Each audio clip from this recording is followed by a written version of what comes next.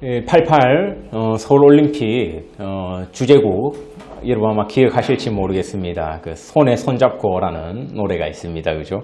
손에 손잡고 벽을 넘어서 서로 사랑하는 한마음 되자, 이런 가사입니다. 이 가사 참 올림픽 정신을 잘 구현한 곡이라 할 수 있습니다. 이 올림픽 정신이 무엇입니까? 뭐 하나만 콕 집을 수는 없습니다. 그죠? 이 고대 올림픽은 그 일종의 종교의식으로 시작되었습니다. 그래서 한 1000년 이상 지속해 오다가 4년에 한 번씩 했지요. 그러다가 중간에 한 1500년 정도 중단되었다가 이제 근대에 이르러서 근대 올림픽이 시작되게 되었죠. 이 근대 올림픽의 정신 가운데 하나는 이 평화라 할 수 있을 겁니다. 여러 가지 평화를 상징하는 이런 심볼들을 사용합니다. 예컨대 이 성화 봉송 같은 것도 그렇습니다. 이 성화가 아테네에서 점화해가지고 그것이 꺼지지 않게 계속 이어가지고 개최국까지 이렇게 나갑니다. 저걸 왜 저렇게까지 하나 싶지만 그것이 무엇입니까? 이게 끊이지 않고 연속해서 이어져 오는 불, 그죠? 하나다, 연결되어 있다. 인류가 하나로 연결되어 있다라는 것을 보여주는 것이죠. 그러니까 우리가 남이 아닌 하나임을 기억하자라고 하며 이 평화의 정신을 구현하는 것이라고 볼 수 있습니다.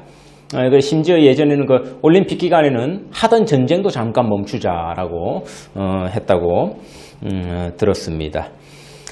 서로 사랑하는 그 한마음 되자라는 가사, 평화의 정신이고 또 인류의 꿈이 담긴 가사라 할 수 있습니다.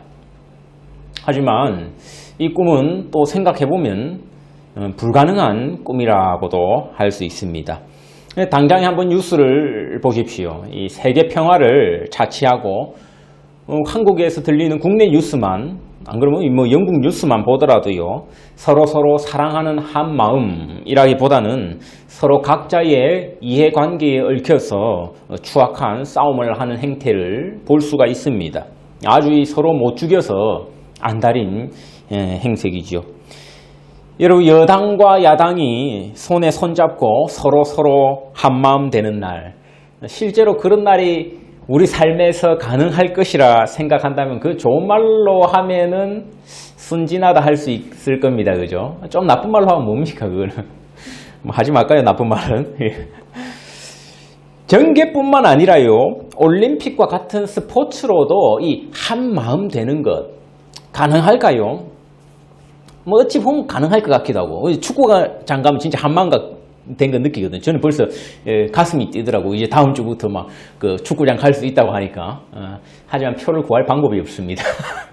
이게 이제 이런 제안을 해둬가지고 이번에는 뭐 아예 그 복권 추첨하듯이 하더라고. 돈 있는 사람도 이제 뭐 이 축구장을 갈 수가 없습니다. 이게 너무 소수를 이렇게 들여다 보내준다니까. 아무튼 이 지난 수요일에 우리 이제 축구계에는 아주 큰 일이 있었습니다. 그죠? 큰 별이 졌지요. 축구의 신이라 합니다. 우리 줄여서 축신이라고 하죠. 축신 마라도나가 이렇게 사망했습니다. 저도 그날 아주 큰 충격이었습니다. 저도 하나님 믿는 사람인데요. 뭐 그러니까 하나님 믿지만 제 짜릿하면 믿을 뻔했던 신이 그 축신이었습니다. 예. 그 아르헨티나에는 실제로 진지한 그 종교가 있더라고요. 마라도나교라고 있습니다. 한 신도가 한 20만 명 정도 된다고 하더라고요. 이들 마라도나교를 찾아보니까 그 10계명도 있더라고요. 예, 그 가톨릭을 베이스로 한 종교라 가지고 10계명도 있더라고요. 제1은 공을 더럽히지 말라. 그죠? 제2는 축구 경기를 가장 사랑하라. 막 이렇게 해서 10개까지 쭉 있더라고요. 아르헨티나에서 국장으로 3일 동안 전국민 애도 기간을 지정하고 또 아르헨티나뿐만 아니라 온 세계에 많은 사람들이 그의 죽음을 슬퍼하는 것 보았습니다. 참 감독들이나 지금 세계적인 스타들이나 눈물을 흘리는 것을 봤습니다. 마치 이런 장면을 보니까 정말 스포츠라는 것이 온 세상 사람들을 국적 불문하고 하나로 한 마음으로 모아주는 것 같았다, 이런 생각이 들었지만 정말 재미있는 것이 영국의 반응이었습니다. 예, 영국의 반응. 대체로 언론사마다요. 영국도 정말 다릅니다. 저도 그래서 항상 신문을 대조해서 보는데 뭐 타임스하고 가디언지만 해도 차이가 많이 납니다. 그죠? 항상 모든 안건에 대해서 차이가 많이 나요. 근데 이 마라도나의 죽음에 있어서만큼은 온 영국 매체가 한 마음이 된 것 같았습니다. 하지만 다른 세계의 언론들과 달랐어요. 영국 언론을 보면은 공통적으로 이 비꼼과 냉소가 있었습니다. 제가 이제 그날 신문 가판대에 가면 이제 마트에 신문 가판대 가면 여러 가지 신문을 쫙 나눴지 않습니까? 제가 그래서 제 손에 잡히는 것들만 비교를 해봤거든요. 보니까 최소 5개. 제가 왜 여기서 최소라고 말하냐니까 제가 이제 직접 본 것만요. 최소 5개의 그 신문사에서요. In the hands of God이라는 표현을 사용했어요. 그러니까 마라도나가 하나님의 손에 안겼다라는 표현이긴 하지만 우리 축구 팬들은 압니다. 뭡니까? Hands of God 하면 마라도나의 안 좋은 별명입니다. 그죠? 신의 손이라고 하죠. 신의 손 사건이 있었습니다. 86년 그 멕시코 월드컵 때 잉글랜드와 8강전이었지요. 그때 왼손 주먹으로 이 골을 넣고 모른 척해서 잉글랜드 사람들에게 이 아픔을 주었던 그 마라도나의 행태 때문이었죠. 그리고 최소 5개 신문에서 그 문구를 크게 차용했더라고요. In the hands of God이라고 해놓고 제가 셀러 본 신문 최소 4개에서요. 이 신의 손 사건, 왼손으로 골을 넣는, 주먹으로 골을 넣는 그 장면을 대문짝만하게 싣고 있었습니다. 참 영국, 잉글랜드만의 독특한 문화다 이런 생각이 들었습니다. 마라도나가 죽어서 온 세상이 애도하는 그 언론에서 애도하는 모습들을 보여줬지만 우리나라 신문 언론들도 보니까 제가 그거는 인터넷으로 확인했지만 우리나라 언론도 추도하더라고요. 하지만 잉글랜드인들에게는 이 앙금이 아직 남아있는 겁니다. 사람이 죽었지만 그 주먹으로 골을 넣는 장면을 대문짝만하게 쉬는 걸 보았습니다. 진정 어린 추도라기보다는 그때에 대한 냉소겠지요. 게다가 82년도에는 포클랜드 제도를 두고 영국과 아르헨티나가 전쟁을 벌였지 않습니까? 그러니까 아르헨티나와 잉글랜드 사이에 이 긴장감이라는 게 아직 남아있는 겁니다. 서로 간의 앙금. 그러니 이런 축신의 죽음에 대해서도 한마음이 못 되는 모습을 보았습니다. 물론 그날 저녁에 저도 특별히 경건한 마음으로 이 챔스를 시청하였습니다. 축신이 죽은 날이기 때문에 이 경건한 마음이 들더라고요. 도대체 그럼 우리 한번 질문이 생기지요. 인간은 뭐가 잘못되었고 이토록 한마음이 되지 못하는가? 이쯤 되면 이런 궁극적인 질문도 나오지 않습니까? 그럼 사람이라는 존재가 과연 한 마음이 될 수나 있는가? 이 근본적인 물음에 대해서요, 성경은 뭐라 답합니까? 창세기 11장의 이야기로 우리에게 답을 합니다. 바벨탑 이야기지요, 그죠? 이 바벨탑이 실제로 역사적으로 있었던 일이었느냐, 아니었느냐, 이걸 따지는 거는 크게 이 창세기 목적을 벗어나는 겁니다. 그죠? 콩쥐 파치 이야기가 실제로 있었느냐, 없었느냐, 그거는 좀 장르를 떠난 어리석은 질문이라 할 수 있겠지요. 어떻게 그럼 콩쥐의 그 밑빠진 독을 두꺼비가 막아줄 수 있느냐. 이거는 그 콩쥐 파치 잘못되어 있는 겁니다. 콩쥐 파치의 의도는 뭡니까? 실제로 두꺼비가 막을 수 있다, 없다가 아니라 착하게 살면 복 받고, 그죠? 나쁘게 파치처럼 살면 벌 받는다. 이거 아닙니까? 그럼 하늘도 돕는다. 바벨탑 이야기를 우리에게 들려주는 까닭은 그 탑이 지금 인류에 정말로 있었느냐, 없었느냐, 이걸 조사해봐라. 이게 아닙니다. 그죠? 인류가 그걸 통해 하나님께서 주고자 하는 교훈은요, 인류가 한 마음이었을 때 하는 일을 보라는 겁니다. 인류가 한 마음이었던 것을 볼 수 있습니다. 언어도 하나였다라고 합니다. 언어가 하나라서 한 마음이었던 것 같습니다. 교만을 드러내는 일이었죠. 그들이 한 마음으로 했던 일은요, 하나님께 도전하는 일이었습니다. 그 일만큼은 열심을 내서 인류가 하나 되었던 장면을 창세기 11장은 보여주고 있습니다. 그 인류의 한 마음됨을 누가 찢어버립니까? 하나님이 찢어버리셨습니다. 어찌 보면 하나님 때문에 인류는 한 마음이 되기가 참 어려운 것일 수도 있다, 이런 생각이 듭니다. 타락한 인간이 고작 한 마음으로 할 수 있는 것은 하나님께 도전하는 일이었거든요. 이게 우리가 오늘 읽은 본문 스바냐서로 오면 역전됩니다. 이 스바냐서에서 9절에 입술로 번역한 단어는요, 사파라는 단어인데 사실 의미로 따지면 언어라는 뜻이 됩니다. 언어. 한마디로 오늘 본문 9절의 말씀은요, 창세기 11장 바벨탑 사건의 전환을 보여주는 말씀입니다. 바벨탑은 한 마음이었던 인류를요, 하나님께서 갈기갈기 찢어 흩어버리신 사건입니다. 하지만 오늘 본문의 스바냐스의 말씀은요, 이 흩어버렸던 자들을 하나님께서 다시 그 입술, 그 언어를 깨끗하게 해서 한 마음으로 모으는 사건을 보여준다라고 할 수 있겠지요. 그래서 오늘 본문을 학자들은 바벨탑 사건의 회복으로 봅니다. 바벨의 본질은요, 한 마음이 여러 가지로 흩어진 데 있었다면 오늘 본문은 여러 가지 마음들이, 흩어진 마음들이, 찢어진 그 마음들이 한 마음으로 모이는 데에 있습니다. 우리 궁금하지요. 오늘은 그렇다고 볼 수 없으니까 그럼 언제 이런 일들이 일어나느냐. 이 스바냐스의 핵심 단어입니다. 여호와의 날, 또 그 날, 주의 날, 또 그때라고 나오는 것. 이 여호와의 날이라는 것은 사실 아모스 선지자가 가장 먼저 쓴 말입니다. 그러면 이로써 우리가 추정할 수 있는 사실은요, 우리가 많은 것을 알 수는 없지만 스바냐 선지자는 이미 그 당시에 아모스 선지자의 말씀을 들어서 알고 있었을 가능성이 높다라는 것이죠. 그러니까 이 스바냐 선지자도 아모스 선지자가 사용했던 그 말을 차용해서 사용하고 있습니다. 여호와의 날, 그때, 주의 날. 첫 번째 의미로는요, 우리가 이 그때, 주의 날, 여호와의 날이 무슨 뜻이냐, 물리적인 의미에서 생각해 볼 수 있겠지요. 물리적인 의미에서의 시간, 그죠? 하루, 진짜 우리 24시간처럼 하루를 의미한다라고도 볼 수 있겠지요.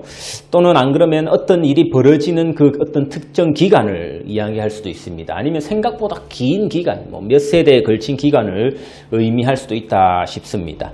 그래서 우리는 이 구절을 이해할 때 물리적 의미에서는요, 다양성을 염두에 두고 이해를 해야 합니다. 두 번째 의미는요, 물리적인 의미를 차치하고 이 의미가 사실 더 중요한데요. 이 날이 어떤 날이냐라는 이 날의 의의에 대해서 생각해 볼 수 있습니다. 이 날은요, 사실 심판의 날입니다. 그리고 또한 동시에 구원의 날이기도 합니다. 그러니까 누군가에게는 심판의 날이 될 것이고 누군가에게는 구원의 날이 될 것이라는 겁니다. 그것이 바로 여호와의 날, 주의 날, 또는 이 선지서에 나오는 그 날, 그 때가 의미하는 바입니다. 바로 그런 심판과 구원의 날, 이 종말의 날에는요, 모든 사람들이 여호와를 섬기게 될 것이다 라는 선포가 있습니다. 이런 사실을 통해서 우리는 심판 뒤에는 반드시 구원이 따를 것이다 라는 점을 알게 되죠. 여기서 우리는 한번 교회의 존재 이의에 대해서 한번 생각해 볼 수 있습니다. 교회 또한 이 날을 미리 보여주는, 이 한 마음, 한 언어된 날을 미리 보여주는 공동체라는 것입니다. 바로 종말에 있을 사건을 미리 하나님께서 모형적으로 보여주시는 일을 하기 위해서 교회를 세우셨다라는 것을 이해해야 합니다. 그러므로 교회 안에서 한 마음이 되지 못한 채 서로 분열하고 다툼이 있는 모습은 참으로 부끄러운 모습이라 할 수 있겠지요. 이 말은 서로 다른 의견도 내지 말고 논쟁도 하지 말라는 말이 아닙니다. 교회 안에서는 다양한 의견이 나와야 되고요. 자유롭게 생각을 교류할 수 있어야 합니다. 그런데 이건 싸우는 건 다르죠. 분쟁하고는 달라요. 그죠? 교회에 여러 가지 재산을 두고 안 그러면 권력 다툼을 벌인다든지 이러한 참 형편없는 모습을 보여서는 안 된다라는 것이죠. 아름다운 모습을 보여야 한다는 겁니다. 본이 되지 못하는 모습이 되겠지요. 정당히 하듯이 서로를 헛들고 아니면 이 세상의 회사들이 보여주듯이 서로 경쟁하며 서로 더 낫다고 홍보하는 그런 공동체가 되어서는 곤란하다라는 것입니다. 교회는 하나님을 믿고 따르는데 한 마음, 한 언어를 사용하는 공동체라는 것입니다. 만약에 여기서 우리 지체 가운데 이 마라도나를 믿고 따르면은 그 두 마음이 되는 거죠. 갈라서지는 것입니다. 한 가지 언어를 사용한다라는 말은요, 문자적으로 영어면 영어, 국어면 국어, 스페인어면 스페인어, 이런 말을 사용한다는 말이 아니에요. 영어든 국어든 중국어든 하나님을 인정하고 섬기는 언어라는 점에서 한 언어라는 겁니다. 그러니까 우리가 사용하는 이 여러 가지 국가별로 다양한 언어를 인정하지 않는 것이 아니라는 겁니다. 교회는 그러니 반드시 한 언어의 공동체가 되어야 합니다. 반드시 한 가지 영어를 쓰는 공동체가 되어야 된다 이 말이 아니라요. 한 가지 언어, 하나님을 섬기는 그 언어를 쓰는 공동체가 되어야 한다는 거죠. 이 세상을 향한 등대의 역할을 하는 것입니다. 온 세상이 나중에는 결국 이런 모습을 보이게 될 것이라는 겁니다. 그걸 미리 보여주는 모델하우스와 같은 역할을 교회가 감당해야 한다는 것이죠. 모델하우스의 특징이 무엇입니까? 실물은 아직 완성되지 않았어요. 그죠? 모델하우스 가면은 이런 사실 벽돌벽이 아니라 막 판자로 세워뒀습니다. 그죠? 판자로. 이 모델하우스를 보고 사람들은 청약을 넣습니다. 그리고 그 사람들의 청약금을 받아서 건축자는 이제 착공해서 착착착착 아파트를 올리기 시작하지요. 그러니 교회는 세상을 향해 이 바벨탑 이전의 모습을 보여줄 수 있어야 한다는 겁니다. 한 언어를 사용했던 그 모습. 한 언어로서. 실제로 우리가 영어만 쓰자, 한국말만 쓰자 이런 것이 아니라 우리 한번 생각을 해봐야 돼요. 이렇게. 그죠? 대신에 다른 점이 있습니다. 바벨탑 이전에는 그들이 한 언어를 사용하면서 한 마음으로 하나님께 도전하는 모습을 보였다는 것이지요. 하지만 지금은 오늘 본문 9절 끝부분에 보니까요. 한 언어로 나를 섬기게 하리니 라고 말씀하고 있습니다. 이제는 바벨탑 이전에는 비록 한 언어를 사용해서 하나님께 도전했지만 이후에 이 날, 주의 날이 오면은 한 언어를 사용해서 하나님을 섬기게 된다라는 것입니다. 그리고 11절로 가면은 내가 내게 범죄한 모든 행위로 말미암아 수치를 당하지 아니할 것이라고 말씀합니다. 이 말은 사람이 하나님께 지은 죄를 더 이상 부끄러워할 필요가 없다라는 말입니다. 우리가 궁금해질 수 있습니다. 이게 뭐야? 염치 없는 인간이 되래 이 뜻인가? 우리가 지은 죄를 이제 더 이상 부끄러워할 필요가 없다는 말이지 라고 물어볼 수 있습니다. 조금 앞에 보면 7절에 보니까요. 오직 나를 경외하고 교훈을 받으라. 그리하면 내가 형벌을 내리기로 정하기는 하였지만 너의 거처가 끊어지지 아니하리라고 말씀합니다. 맞습니다. 이 구절을 보면요. 하나님은 형벌을 내리시는 분이세요. 하지만 하나님의 형벌의 초점은요. 어디에 있습니까? 이 사람을 괴롭히는 데 있습니까? 이 사람을 망하게 하는 데 있습니까? 아닙니다. 그 자를 살리는 데에 있다라는 겁니다. 이게 하나님의 형벌의 특징입니다. 사람을 살리는 형벌이라는 거죠. 이 세상에 여러 가지 목적의 징벌이 있지 않습니까? 저만 해도요. 어린 시절 선생님들이 막 때렸습니다. 특히 중학교 시절에는요. 폭력적으로 때리는 선생님들이 있었어요. 지금도 생각하지만 선생님이 자기 감정을 담아가지고 자기 감정을 폭파시키면서 해소하려고 학생을 때리는 경우가 비일비재했습니다. 그거 지금 생각해도 사랑의 매 아니었어요. 여러분 알겠지만 이 인간은 희한하게 감각이 발달되어 있어가지고요. 설명은 못해도 사랑의 매라면은 알게 돼요. 나중에라도. 나중에 졸업하고 그때 그 회초리. 그래서 선생님 내 잘되라고 때리셨다. 이거 알거든요. 근데 졸업하고 군대 갔다 오고 막 결혼을 하고 나서도 그 회초리를 생각하면 이가 갈려 막 분하다. 이거는요 사랑의 매 아닙니다. 그 선생님 잘못이에요. 그 선생님이 자기 감정 실어갖고 막 스트레스 해소하면서 때린 겁니다. 그런 일들이 있었어요. 그죠? 뭐 집사님들 세대도 뭐 마찬가지 아니겠습니까? 더 심했겠죠. 2년 전에 그 온 세상 뉴스 아마 다 났을 겁니다. 저도 그때 봤는데 그래서 그때 본 기억이 나서 다시 한번 검색을 해봤습니다. 이 미국의 그 오하이오주에 이 매트 콕스라는 아버지가 어떤 딸아이에게 체벌을 했는데요. 10살짜리 딸아이인데 이 학교 등교하는 거리가 8km, 한 5마일 정도 된다고 하더라고요. 이 8km 재는 거를 딸아이를 걸리는 체벌을 걸려서 보내는 체벌을 하면서 아버지가 뒤에서 자기는 차 타고 가면서 그 동영상을 찍은 것을 그 유튜브입니까? 올려가지고 논쟁을 벌였죠. 이거 10살짜리 딸아이한테 과한 체벌이다. 아니면은 아니다. 이거 좋은 체벌이다. 이 내용을 보니까 이 딸아이가 10살짜리 아이가 학교에서 그 3일 동안 스쿨버스 이용 정지 체벌을 먹은 겁니다. 왜 그러냐니까 친구들을 따돌린 겁니다. 막 친구들을 따로 피고 왕따 시키고.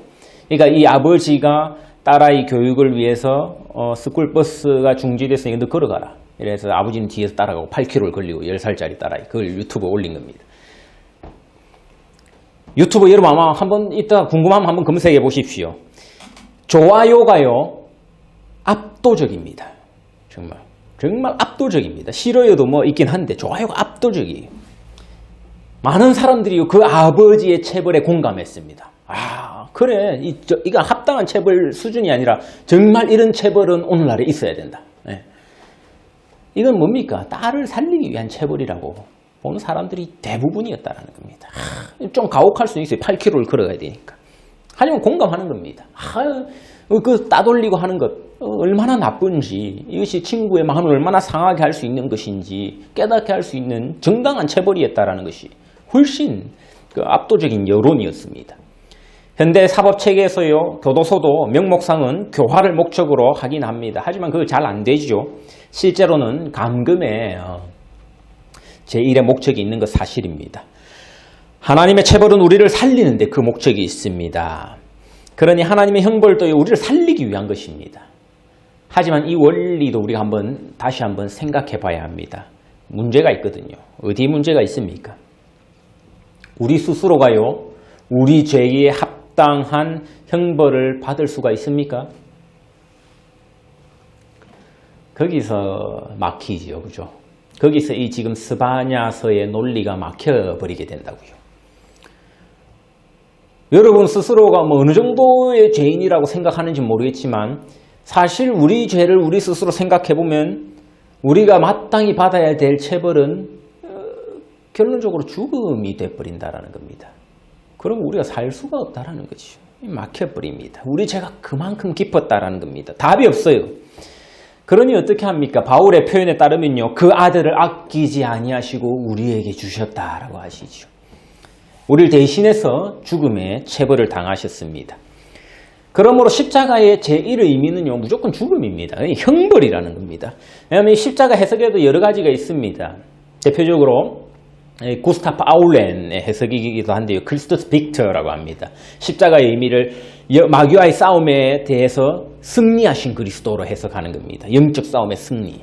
안셀무스 같은 교부는 이렇게 해석을 합니다. 만족설이라고 하는데요, 하나님에 대해서 예수 그리스도의 십자가의 죽음을 통해서 우리에게 대한 보상금을 주셔서 하나님을 만족시켰다라는 겁니다. 우리 죄에 대한 보상금을.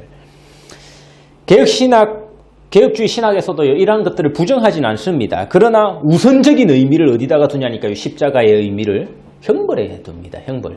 이건 제일 첫 번째 의미는 형벌이다. 예수 그리스도의 승리를 보여주기도 하지만 그보다 앞선 것은 예수 그리스도가 우리를 대신해서 벌받는 것이다 라는 겁니다. 오늘 본문의 맥락과도 통합니다. 하나님 징벌하시는 분이거든요. 우리를 살리기 위한 징벌인데 우리를 살릴 방법이 없어요. 우리 죄에 마땅한 징벌을 하다니까. 예수 그리스도를 죽이심으로 우리를 살리신 겁니다.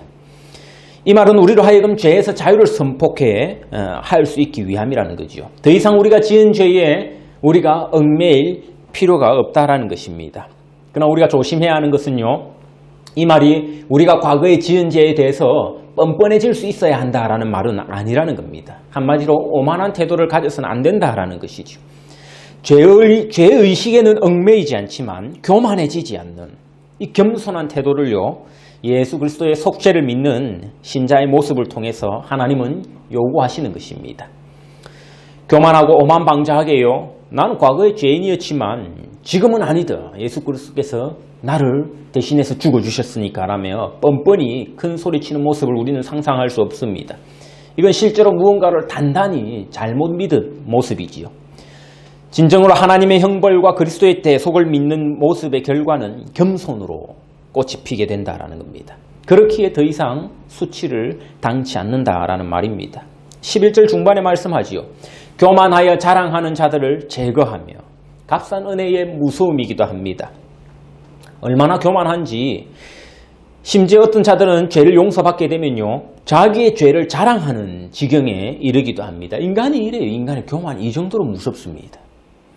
내가 이런 죄도 지었는데 용서받았다라며 자랑하는 거죠. 내보이는 거죠. 그 자들 하나님 용납치 아니하십니다.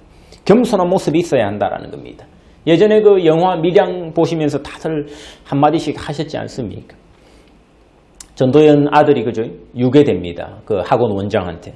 그 학원 원장이 교도소에서 전도연이 용서해주기 위해서 하나님을 믿고 이 죄인을 용서해주기 위해 갔는데 그 전도연 용서를 거부하잖아요. 나는 하나님께 이미 용서받았다. 당신의 용서는 필요 없다. 그러니 뭐 전도연이 거기서 미쳐버리는 거죠. 근데 그 전도연만 미칩니까? 보는 사람도 다 같이 돌아버리는 거죠. 왜? 그 용서받은 사람의 모습이요, 오만하게 나타나거든요. 표정은 아주 온화해요. 하지만 그 말은 아주 큰 오만함을 담고 있습니다. 나 당신한테 용서받을 필요 없다. 하나님께 직접 용서받았다. 이런 새날이 오면 교만한 자들의 자리가 없다라고 합니다. 12절 보니까요, 누구를 위한 자리가 있습니까? 곤고하고 가난한 백성이라고 합니다. 곤고하고 가난한 자라는 말은요, 말 그대로, 문자 그대로 억압받고 가난한 자를 뜻하기도 하지만 이 쿰란 사본에 따르면요, 경건한 자로 해석을 하기도 합니다. 우리가 가진 성경 말고 이 세번역 성경 버전을 보면요, 이를 온순하고 겸손한 사람들이라고 번역을 하고 있습니다. 이게 사실 우리에겐 더 와닿는 번역일 수 있습니다. 온순하고 겸손한 사람들. 이것이야말로 하나님 나라의 덕목이다라는 겁니다. 하나님의 여호와의 나라에는요, 그런 자들이 자리가 있다라는 겁니다. 죄인이지만 용서받은, 그리고 용서받았지만 오만하지 않고 방자하지 않고 온순하고 겸손한 사람들이 나온다라는 것이죠. 우리 한번 질문을 해봐야겠죠. 겸손이 무엇이냐? 겸손이 무엇입니까? 나는 그거 잘 못해요. 무슨 말씀합니까? 됐습니다. 아이고. 과한 칭찬입니다. 두 손 절레절레 사양하고 막 굽신굽신하고 이런 모습 말합니까? 사실 사회생활 하면요, 다들 그 정도 그 겸양의 제스처는 갖춥니다.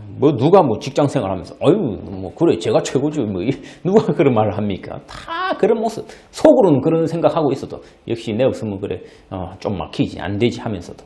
이 사실 성경뿐만이 아니라 그 동양의 미덕이지요. 어찌 보면 자기를 낮추는 것이 곧 겸손입니다. 오늘 본문에서도 그럼 자기를 낮추는 것을 겸손이라고 지금 말을 하고 있는 것 같습니까? 굽신굽신하고 칭찬 막 반사하고. 이 겸손한 자들의 특징이 나오는데 12절 마지막에 보니까요, 여호와의 이름을 의탁하여 보호를 받을지라고 말씀합니다. 한마디로 하나님을 의지하고 보호를 받는 자들이다라는 겁니다. 겸손한 자의 특징이라는 겁니다. 뭐요? 첫째, 의지하는 자. 둘째, 보호를 받는 자라는 겁니다. 세상살이 중에서도 진짜 겸손한 사람들에게서는 이런 특성을 볼 수가 있습니다. 의지할 줄 알아요. 보호를 요청합니다. 하지만 특별히 제가 봤을 때는 이 여자들보다는 이 남자들이 잘 못하는 것 같아요. 무언가를 의지하고 보호를 요청하는 것. 죽기보다 싫어합니다. 그놈의 그 자존심이 있거든요, 남자들한테. 저도 이제 스스로 이 말씀을 준비하면서 제 스스로를 돌아보면서 생각을 해봤어요. 만약에 내가 밥 사 먹을 돈이 없다. 그럼 어떻게 할 것인가? 내가 그럼 용기를 내가지고 집사님, 성도 여기 있는 분들은 뭐 다 사주시겠지만, 그죠? 아무도 아멘이 없네요. 저 혼자 김칫국인가 봅니다. 집사님 밥 한 끼 사주십시오. 제가 그 말을 할 수 있을까? 못하겠다 이 생각 들더라고요. 차라리 배고프고 쫄쫄 굶고 말지 그 소리 뭐 하겠다 이 생각이 들더라고요. 물론 그런 형편이 아니니까 그런 말을 할 수 있죠. 오늘은 한번 사십시오. 다음에 제가 사겠습니다. 이렇게 할 수 있겠지만, 제가 진짜 없을 경우에는 오히려 그 말을 못 하겠다 이 생각이 들더라고요. 그 속에 왜 그런가 그 마음을 감찰해 보면요, 의지하고 싶지 않은 마음이 있거든요. 그 의지하고 싶지 않은 마음을 더 파고 들어가니까요, 저의 교만이 있더라고요. 교만이. 내가 뭐 한다고 저 성도한테 아쉬운 소리 하나, 내가 뭐 한다고 저 사람한테 아쉬운 소리 하나 하는 그 교만함입니다. 사람 간의 관계에도 진정으로 겸손하기 어렵습니다. 자존심 못 내려놓습니다. 자존심 상하는 것만큼 그 힘든 일 없지요. 그때부터는 탁 틀어지기 마련입니다. 하나님 앞에서도 마찬가지입니다. 하나님 믿는다고 하면서도요, 실제로 삶의 태도는 하나님 없어도 오케이입니다. 내가 아무리 급해도요, 하나님 당신한테 기도 안 해도 괜찮답니다. 내가 그 정도는 대비하고 산다라는 거죠. 그래도 적정히 이 나이 때 그래도 믿을 만한 보험도 넣어두고 저축도 제법 있다. 세상에서 제법 잘 나간다고 할 수 있는 친척들도 있고. 그러면 말은 그렇게 해도요, 실제로 마음으로 하나님을 의지하기가 참 어렵습니다. 교만한 자는 결코 의지라는 것을 할 수 없습니다. 남을 의지하지 못하니 교만해질 수밖에 없는 거죠. 남을 믿지도 못해요. 그러니까 하나님도 못 믿는 겁니다. 내가 내 자신을 지킨다라는 마음이 똘똘합니다. 죄다 교만한 자들의 슬로건 아닙니까? 내 몸 하나는 내가 건사할 수 있다는 마음. 그 마음이 제 속에도 있더라고요. 반면 겸손한 자의 고백은 어떻습니까? 하나님, 내 한 몸 내가 건사, 내 한 몸도 내가 건사 못하겠으니 두 손 들고 나갑니다. 전부의 의지 없어서. 주님 의지하오니 보호해 주시옵소서. 이것이 겸손한 자의 고백이다라는 겁니다. 하나님 앞에 겸손한 자가 된다는 것, 하나님을 의지하며 나아간다라는 겁니다. 그 사람은 하나님의 보호를 받는 인생을 살아가게 될 것입니다. 하나님의 보호를 받으면 얼핏 생각하기에 근사할 것 같습니다. 어떤 생각이 듭니까? 하나님의 보호를 받는다니까 마치 여왕이 여러 그 경호를 받으며 호의를 받으며 걸어다는 듯한 장면을 상상할 수도 있습니다. 그 꿈꿔야 됩니다. 내가 하나님의 보호를 받는다고 해서. 겉보기 그렇게 나타나지 않아요. 오늘 본문을 보니까요, 겉보기는 곤고하고 가난한 백성. 세상 사람들 봤을 땐 그런 형편없는 모습으로 나타난다라는 겁니다. 겸손한 모습은. 겸손한 자의 모습을 보니까 가난하게 나타나요. 겸손한 자의 모습을 보니까 세상 사람들이 봤을 땐 정말 곤고하게 나타난다라는 겁니다. 그러나 하나님을 의지하는 이 겸손한 자들은요, 사실 하나님의 보호를 받는 위대한 자들임을 알 수가 있습니다. 세상 사람들이 딱 멸시하기 좋은 스타일로 겉보기는 나타나지만 하나님 이런 자들을 찾으십니다. 겸손한 자. 스스로 어떻게든 아둥바둥하며 자기 힘으로 살아보려던 자를 찾는 게 아니라요, 하나님을 진정으로 의지하는 자들을 찾으십니다. 그래서 누군가를 보호해 줄 수 있는 위세가 있는 그런 강인한 자를 찾으시는 것이 아니라 하나님의 보호 아래, 그 날개 그늘 아래 나오는 자들을 하나님 찾으신다라는 것이죠. 여러분, 사실 우리가 가진 교만요, 한꺼풀만 탁 열어 제치면 여러분, 우리도 얼마나 나약한 속살을 가지고 있는지 모릅니다. 우리 속은 정말 물로 터지지 않습니까? 겉은 콧대 높아 보여도, 막 자존심 세우는 것 같아도. 여러분, 괜찮습니다. 그대로, 여러분, 물로 터진 그대로, 약해 빠진 그 모습 그대로 하나님 앞에 나오십시오. 하나님밖에 없다고 정말 하나님 바짓가랑이 붙들고 의지하십시오. 그분 절대로 우리의 이러한 약함을 모른 척하지 않으시고 반드시 보호해 주실 것입니다. 우리 모든 성도님들이요, 세상 다른 어떤 보호장치, 어떤 보호 시스템보다야 하나님의 보호를 받으며 살아가는 분들 되시기를 간절히 축원합니다. 함께 기도하겠습니다.